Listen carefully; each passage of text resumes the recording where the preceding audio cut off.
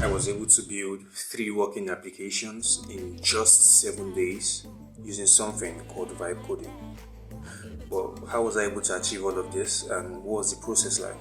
Well, I'm going to be telling you all about this in this video, including the wins, the failures, and what I actually learned when I spent 1 week vibe coding.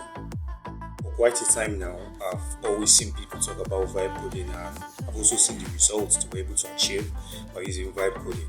And I didn't just want to sit in the sidelines, I also wanted to be part of this. I also wanted to know, could a beginner actually build apps by vibe coding? I wanted to test it out for myself. And so I took up a challenge for 7 days, no manual code, just vibe coding. The one was rough, really rough.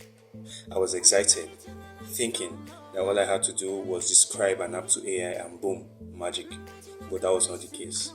It turned out opposite. I described an app to AI, told AI to help me build a simple note app with a dark theme and some buttons. Now, it gave me the code instantly, quite instantly. I got the code, but after a while, it broke, and so I had no idea why it broke and what to do afterwards. And so that was when I realized that vibe coding isn't plug and play. You still need to understand how things connect in order to be able to use vibe coding effectively. On day 2, I finally got smarter. I learned that how you talk to AI actually matters way more than what you ask for. And so, rather than asking AI to build me a simple app, I had to change my approach. Something had to work differently. I told AI, build me a simple note app using HTML, CSS, and JavaScript. Include a dark theme and also add some buttons. Now, the difference was huge. The results were more cleaner, more accurate, and it actually worked as expected. It was all about clarity. The better I described the vibe, the better the results were. By day 3, I got my first win. My Notes app finally worked, but it wasn't perfect.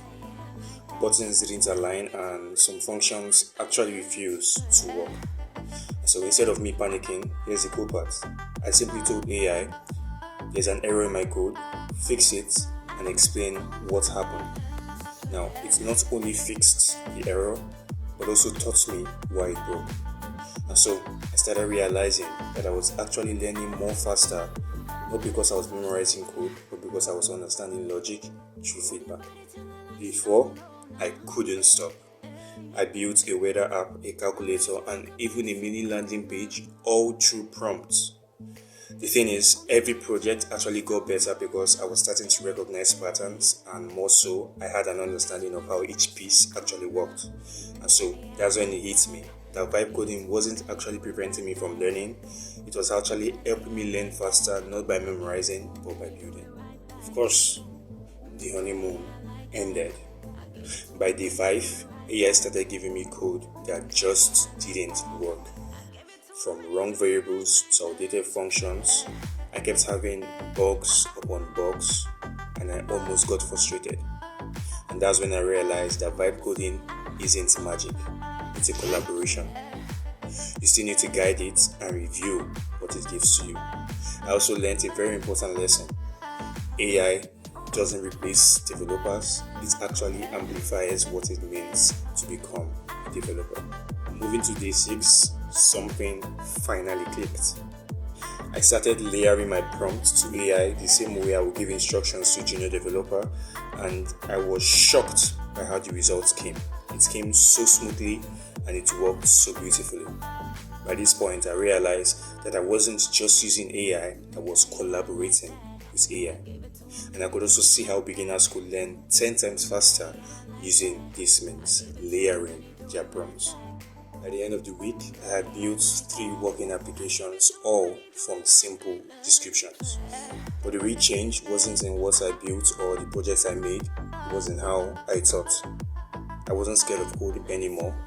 I had now learned to an extent how to think like a programmer, all from using AI.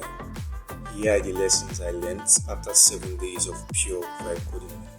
The first is this: clear prompt beats perfect syntax. Second, mistakes are lessons when AI explains them. And third, You don't need to know everything. You only need to know how to ask better questions. Vibe coding isn't the end of coding, it's actually the beginning of a new way to learn and create. So, if you're quite curious about vibe coding and you don't know when to actually get started, well, this is an invitation for you to get started right now. Get started today. Talk to AI, experiment, and actually break things. You'll be surprised by how much you learn just by doing. And if you don't know what AI tools to use, well, do not panic. This is what I'll be talking about in the next video. In the next video, I'm going to be sharing insights on what AI tools can you use to achieve this result. So please do well to subscribe and leave a like on this channel if you find this video interesting. And thanks for watching.